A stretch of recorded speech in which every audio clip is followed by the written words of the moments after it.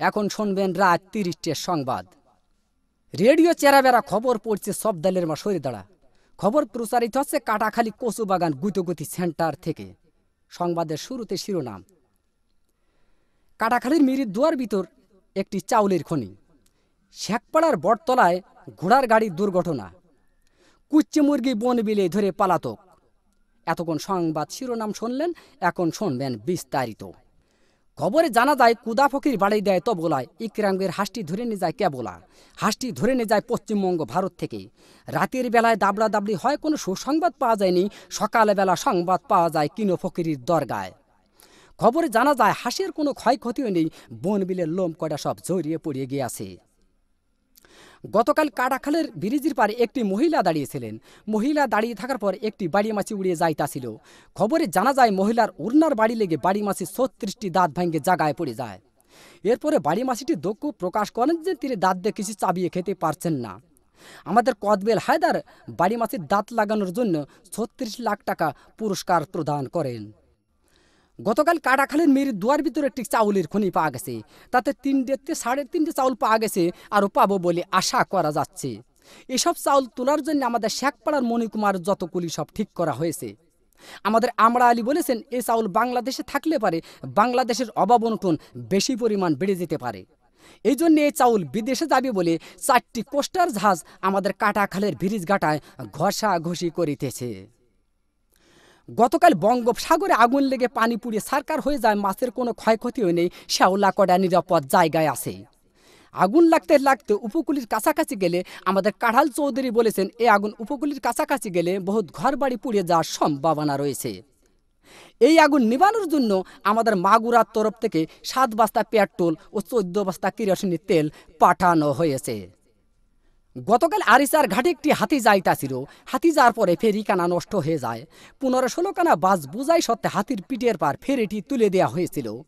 হাতিটি নিমিজিমি করে যাইতাছিল, এক রয় নামাজের পাড়ায় হাতি চ্যাপ্টা হয়ে গেল। রয় নামাজের পাড়ায় হাতি চ্যাপ্টা হয়ে গেলে বাস কয়েকখানা দরদড় করে পানির ভিতর পড়ে যায়। খবরে জানা যায় বাসের ভিতর যত লোকজন ছিল, লোকজনের কোনো ক্ষয়ক্ষতিও নেই, বাস কয়েকখানা হাট পেল হয়েছে। এরপর এক মহিলায় বাস কয়েকখানা বাহাত দিয়ে টান দিয়ে তুলে আরিচার হোটেল থেকে ১৪ বালতি ফ্যান খায় সুস্থ করা হয়েছে।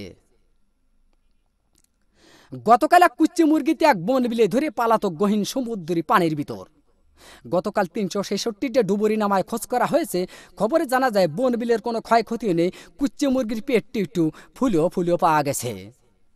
আমাদের কাটাখালীর বিন্দু ডাক্তার কুচ্চে মুরগিটি মগির নতুন হাসপাতালে ভর্তি করে কুচ্চে মুরগির পেট অপারেশন করে ৩ মণ ও ৩.৫ মণ চাউল পাওয়া গেছে, আরও পাবো বলে আশা করা যাচ্ছে। বর্তমান বাংলাদেশে মাছের অভাব অনটন বেশি পরিমাণ দেখা যাচ্ছে। এর একমাত্র কারণ বুড়িগঙ্গা নদী দিয়ে একটি মায়াবড়ির জাহাজ যাইতেছিল। এক কাইলে মাছের সাথে অ্যাক্সিডেন্ট হয়ে মায়াবড়ির জাহাজটি পানির ভিতর ভাঙ্গে চুরে পড়ে যায়। খবরে জানা যায় জাহাজের ভিতর যত মায়াবড়ি ছিল, মাছে খাইয়ে মাছের সন্তানাদি বন্ধ হয়ে যাওয়ার কারণে বর্তমান বাংলাদেশে মাছের অভাব অনটন বেশি পরিমাণ দেখা যাচ্ছে। গতকাল শেখপাড়ার বটতলায় এক ঘোড়ার গাড়ির চাকা বাষ্ট হয়ে ৬০০ মানুষ নিহত, আরও কতকজন আহত হয়েছে। আহতদেরকে জ্যান্ত পুঁতিয়ে ফেলা হয়েছে, আর নিহতদেরকে মগির নতুন হাসপাতালে ভর্তি করা হয়েছে। গত মাসে এদের সুশীলের চিকিৎসা হবে বলে জানা যাচ্ছে। সবশেষে আবহাওয়া। আজ রাত বিয়ান পর্যন্ত আবহাওয়ার পূর্বাভাসে বলা হয়েছে, ৬ সত্যিপুর, কাদিরাবাজ, দেড়িও, আবালপুর, সিমেলের মাদ্রাসার উপর দিয়ে দক্ষিণ পূর্ব দিক থেকে ঘন্টায় ৬০০০ কিলোমিটার বেগে দমকা থেকে জোরে হওয়া বৃষ্টি ও বজ্রবৃষ্টি সহ বিচ্ছিন্নভাবে বয়ে যেতে পারে। সেই সাথে ইট পাটকেল ও পাথরের খোয়া পড়ার সম্ভাবনা রয়েছে। এইসব এলাকার বাস, ট্রাক, মাইক্রো ও কার গাড়িকে ১ নম্বর সতর্কতা সংকেত দেখিয়ে যেতে বলা হয়েছে। আর এইসব এলাকার সাইকেল, বাইসাইকেল, মোটর সাইকেল এবং মকবুলের ঘোড়ার গাড়িকে ঘরের ভিতর বাইন্ধে থুয়ে বসে থাকতে বলা হয়েছে।